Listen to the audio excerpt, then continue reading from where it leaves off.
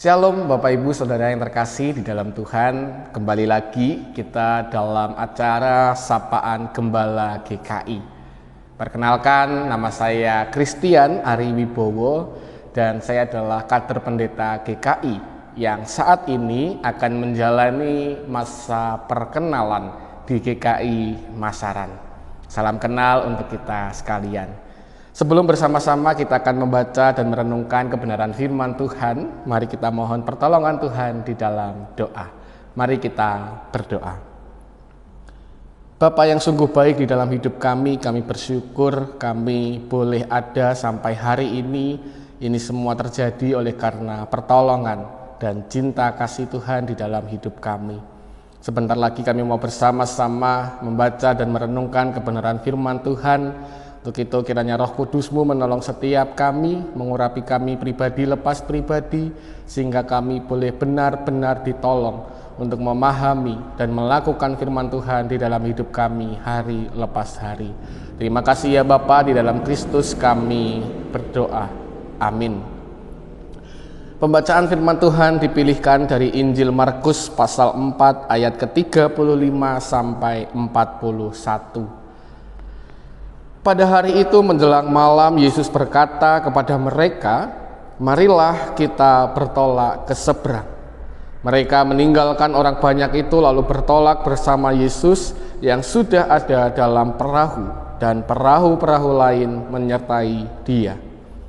Lalu mengamuklah topan yang dahsyat sekali dan ombak menyembur masuk ke dalam perahu, sehingga perahu itu mulai penuh dengan air. Yesus sedang tidur di buritan memakai bantal, lalu murid-muridnya membangunkan Dia dan berkata kepadanya, "Guru, tidak pedulikah engkau kalau kita binasa?" Ia pun bangun, menghardik angin itu dan berkata kepada danau itu, "Diam, tenanglah." Lalu angin itu reda dan danau itu menjadi teduh sekali. Lalu Ia berkata kepada mereka, "Mengapa kamu ketakutan? Belumkah kamu percaya?" Mereka menjadi sangat takut dan berkata seorang kepada yang lain, "Siapa sebenarnya orang ini sehingga angin dan danau pun taat kepadanya?" Bapak Ibu Saudara yang dikasihi dan yang mengasihi Tuhan kita Yesus Kristus, setiap kita tentu pernah mengalami rasa takut terhadap apapun, baik terhadap sesuatu yang jelas di depan mata kita maupun juga sesuatu yang masih tersembunyi di ujung jalan, misalnya masa depan.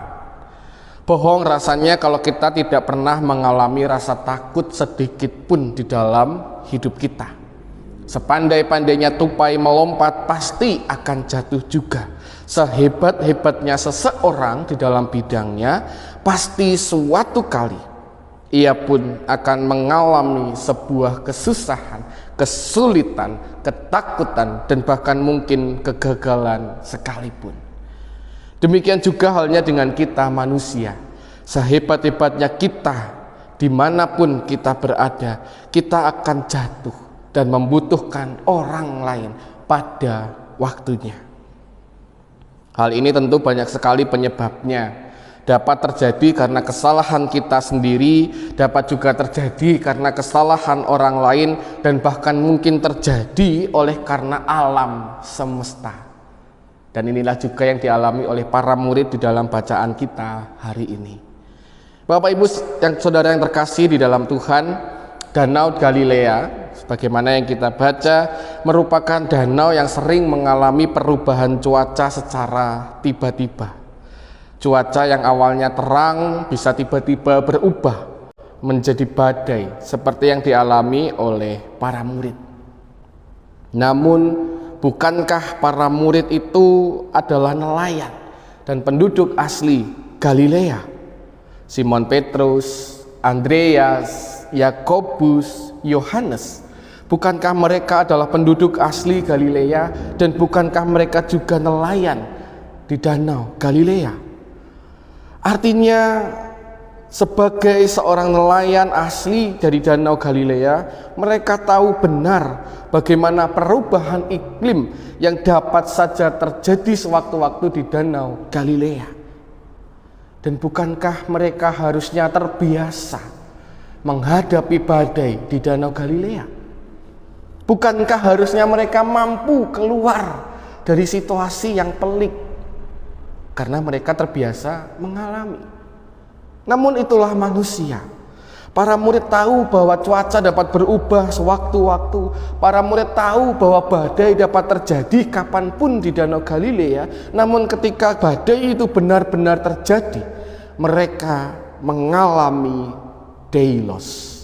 Mereka mengalami ketakutan yang luar biasa, ketakutan yang melampaui akal sehat mereka, sehingga para murid bertindak irasional. Para murid tidak menggunakan akal sehatnya. Sepandai-pandainya tupai melompat, pasti akan jatuh juga. Sepandai-pandainya Petrus, Andreas, Yohanes, Yakobus dalam berlayar, pasti mereka takut juga. Namun di dalam ketakutan yang dialami oleh para murid, Yesus hadir, menghardik angin itu, meneduhkan danau itu menjadi teduh sekali. Yesus mengubahkan rasa takut yang dialami oleh para murid di ayat yang ke-40 menjadi sebuah rasa kagum, rasa hormat, rasa menyadari ada kuasa yang lebih besar.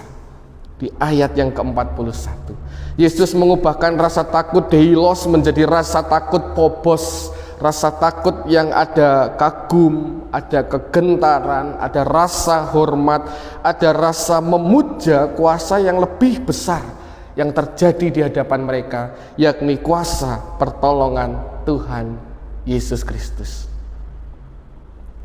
Bapak Ibu Saudara yang terkasih di dalam Tuhan, dari kisah ini kita belajar akan dua hal. Yang pertama adalah bahwa ketika badai hidup itu datang mengguncang hidup kita, mengguncang iman kita kepada Tuhan, belajarlah seperti para murid. Di dalam ketakutan mereka, mereka tahu kepada siapa mereka harus mengadu, yakni kepada Tuhan Yesus Kristus. Beriman kepada Yesus tidak menjanjikan bahwa hidup kita akan selalu baik-baik saja. Beriman kepada Tuhan bukan berarti tidak akan ada ketakutan-ketakutan di dalam hidup kita. Tapi beriman kepada Yesus ada sebuah jaminan bahwa ketika badai itu datang menghampiri hidup kita, Tuhan Yesus sendirilah yang akan menghardik badai itu dan meneduhkan ketakutan-ketakutan, pergumulan-pergumulan yang kita alami. Karena apa? Karena Tuhan selalu mau untuk mendengar ketakutan kita, kepanikan kita, kecemasan kita, segala pergumulan hidup kita. Yang kedua, Tuhan tidak pernah tidur. Sekalipun kalimat ini terkesan kontras dengan bacaan kita yang menunjukkan Yesus tidur di buritan dengan kapal, namun toh pertolongan Yesus kan tetap dinyatakan. Ingat kisah Ayub, di mana ketika Ayub mengalami penderitaan dalam kehidupannya, lalu yakni kuasa pertolongan Tuhan Yesus Kristus. Bapak Ibu Saudara yang terkasih di dalam Tuhan, dari kisah ini kita belajar akan dua hal. Yang pertama adalah bahwa ketika badai hidup itu datang mengguncang hidup kita, mengguncang iman kita kepada Tuhan, belajarlah seperti para murid. Di dalam ketakutan mereka, mereka tahu kepada siapa mereka harus mengadu, yakni kepada Tuhan Yesus Kristus. Beriman kepada Yesus tidak menjanjikan bahwa hidup kita akan selalu baik-baik saja. Beriman kepada Tuhan bukan berarti tidak akan ada ketakutan-ketakutan di dalam hidup kita. Tapi beriman kepada Yesus ada sebuah jaminan bahwa ketika badai itu datang menghampiri hidup kita, Tuhan Yesus sendirilah yang akan menghardik badai itu dan meneduhkan ketakutan-ketakutan, pergumulan-pergumulan yang kita alami. Karena apa? Karena Tuhan selalu mau untuk mendengar ketakutan kita, kepanikan kita, kecemasan kita, segala pergumulan hidup kita.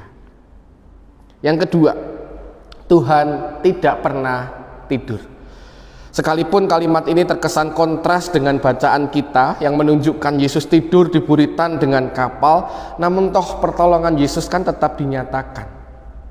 Ingat kisah Ayub, di mana ketika Ayub mengalami penderitaan dalam kehidupannya, lalu Ayub menggugat Allah seakan Allah diam saja melihat penderitaannya, namun di dalam Ayub 42, Ayub menarik kembali perkataannya. Ayub menarik kembali gugatannya kepada Allah, dan Ayub semakin mengenali bahwa Allah terus bekerja dalam cara yang tidak Ayub ketahui.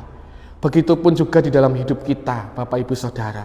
Tuhan memelihara, menyertai kehidupan kita dengan caranya yang ajaib, yang tidak pernah dapat kita pahami dengan akal pikiran kita.